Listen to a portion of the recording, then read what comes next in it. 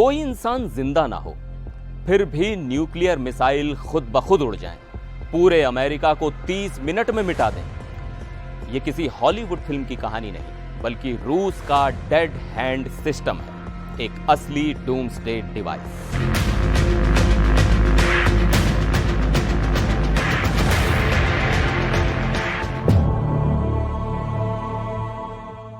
नमस्कार, मैं हूं सिद्धार्थ प्रकाश। आपने फिल्में तो बहुत देखी होंगी जहां एक लाल बटन दबाते ही दुनिया तबाह हो जाती है।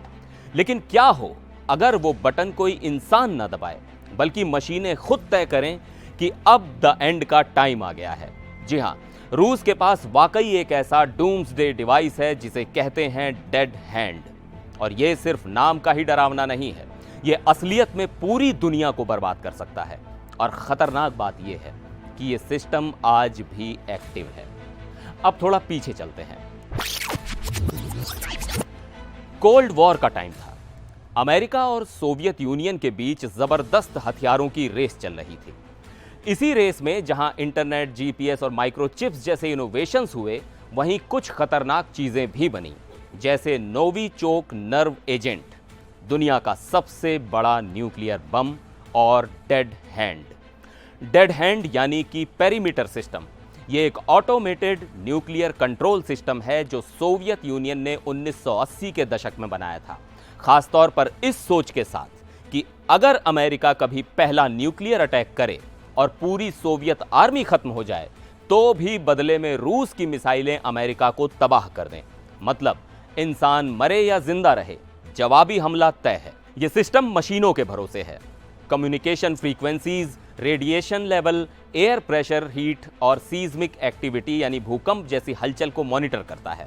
अगर इन चीजों से यह पता चलता है कि न्यूक्लियर अटैक हुआ है, तो पेरीमीटर खुद ब खुद एक्टिवेट हो जाता है। इसके बाद एक कमांड रॉकेट लॉन्च होता है। यह कोई आम मिसाइल नहीं, बल्कि इसके अंदर होता है एक रेडियो ट्रांसमीटर जो पूरे रूस के न्यूक्लियर सिलोज को ऑर्डर भेजता है, फायर। और फिर सारे ICBMS यानी इंटर कॉन्टिनेंटल बैलिस्टिक मिसाइल्स एक एक करके उड़ने लगती हैं। यह सिस्टम 1985 में ऑपरेशनल हो गया था। और सबसे डरावनी बात, इस सिस्टम को इंसानी कमांड की जरूरत ही नहीं। बस एक बार ऑन कर दो और अगर रूस पर अटैक हुआ तो मशीनें खुद फैसला लेंगी, अब सब कुछ खत्म कर देना है। आज रूस के पास है 1600 टैक्टिकल न्यूक्लियर वेपन्स और 2400 स्ट्रेटेजिक न्यूक्लियर वेपन्स, जिनमें से ज्यादातर पेरीमीटर सिस्टम से जुड़े हुए हैं। मतलब आज भी ये डिवाइस पूरी तरह एक्टिव हैं। 2011 में रूसी जनरल सर्गेई काराकाएव ने एक इंटरव्यू में इस सिस्टम के वजूद को कंफर्म भी किया था। उन्होंने कहा था अमेरिका को 30 मिनट में खत्म किया जा सकता है। रूसी मीडिया के मुताबिक अब इसमें रडार, अर्ली वार्निंग सिस्टम और हाइपरसोनिक मिसाइल्स भी जोड़ दी गई हैं। अब सवाल यह आता है, अमेरिका के पास ऐसा कुछ है क्या? तो जवाब है नहीं। अमेरिका के पास भले ही न्यूक्लियर डिटेक्शन के लिए रेडिएशन और सीज्मिक सेंसर हैं, लेकिन वहां ऑटोमेटिक न्यूक्लियर लॉन्च का सिस्टम नहीं है।